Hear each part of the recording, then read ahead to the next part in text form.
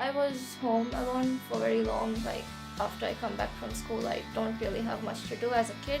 So I watched Nachio people, MasterChef, and because of all the fine platters I saw, I was very interested and I thought for myself, yeah, I should do this.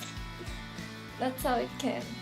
Maldivians, whenever they go abroad for a trip, kudigolaya, bajiyaya, huriha etchigendan. But wagatiki echi emme modern, emme olden wayang hadafa.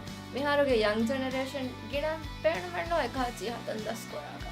So let's say if our mother's generation dies, all those die with them.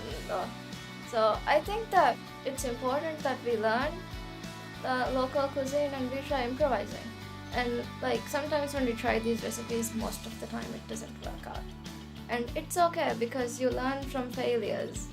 And what I believe is in this society, they don't accept us girls or even boys to be chefs because they think that being doctors and lawyers are way better.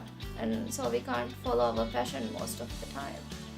But I dropped out of CHSC to be a chef.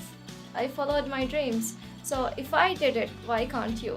I mean, I'm just 18, I'm doing things, I'm going places. So it's not impossible, it's not difficult, it's just you following your heart. We are a part of a globalizing world, but our culture is who we actually are. So we have to learn the basic cuisine of Maldives and we should bring changes, improvements, but we should bring it to our next generation too. So why don't you think of making something Maldivian, like a Maldivian risotto? Huh?